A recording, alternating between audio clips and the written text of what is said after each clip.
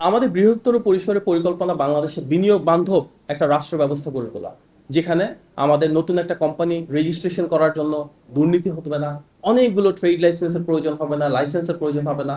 আমরা স্ট্রিমলাইন একটা প্রসেসের মাধ্যমে ওয়ান স্টপ সলিউশন নিশ্চিত করতে চাই। বাংলাদেশে যত বিদেশি বিনিয়োগ আসবে, সেক্ষেত্রে অবশ্যই একটা মূল ভিত্তি হবে কর্মসংস্থান আমরা কিভাবে তৈরি করব। আমাদের বিভিন্ন ক্ষেত্রে রাষ্ট্র পরিচালনা যেমন প্রযোজ্য, একই সাথে শিল্প এবং ব্যবসা বাণিজ্যের সাথে জড়িত প্রতিটি ক্ষেত্রে কিভাবে আমরা আরো স্বচ্ছতা নিশ্চিত করতে পারি, কিভাবে ব্যবসার ক্ষেত্রে ট্যাক্সের ক্ষেত্রে সুযোগ সুবিধা বাড়াতে পারি, সেগুলো নিয়ে কাজ করছি। আমাদের মূল উদ্দেশ্য হবে প্রাতিষ্ঠানিক পর্যায়ে গার্মেন্টস সেক্টর এবং অপ্রাতিষ্ঠানিক পর্যায়ে এর সাথে রিলেটেড যে ইনফর্মাল ইকোনমি রয়েছে, সেখানেও কিভাবে আমরা আমাদের পলিসি ইন্টারভেনশনের মাধ্যমে আরো বেশি স্বচ্ছতা, জবাবদিহিতা নিশ্চিত করতে পারি। দেখুন, অতীতের সাথে বর্তমানের পার্থক্য এখানেই যে অতীতে জনগণের ভোটে ক্ষমতায়িত জনগণের সরকার ছিল না।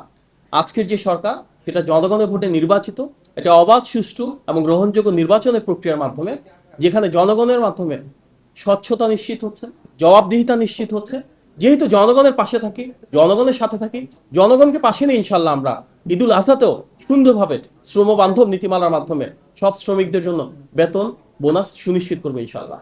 ঈদ আসবে, সাথে ক্যাশব্যাকও আসবে। নিজের বা প্রিয়জনের জন্য কেনাকাটায় এবারও নগদ পেমেন্টে পাচ্ছেন দারুণ ক্যাশব্যাক। তাই যাই কিনুন, পেমেন্ট করুন নগদে।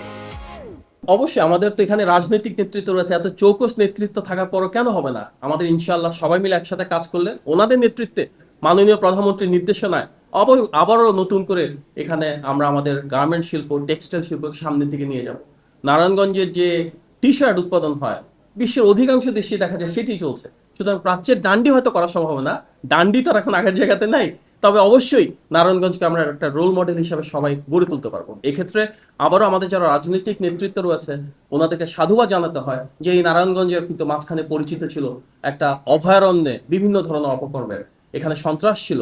তার বিপরীতে দাঁড়িয়ে কিন্তু আমাদের যারা সংসদ সদস্য মহোদয় রয়েছেন, প্রশাসকবৃন্দ রয়েছেন এবং বিএনপির বিভিন্ন পর্যায়ে নেতৃত্ব রয়েছেন, ওনারা কিন্তু নারায়ণগঞ্জের সুশাসন নিশ্চিত করেছেন, আইনের অনুশাসন নিশ্চিত করেছেন, মানবাধিকার এবং বাক স্বাধীনতা নিশ্চিত করেছেন।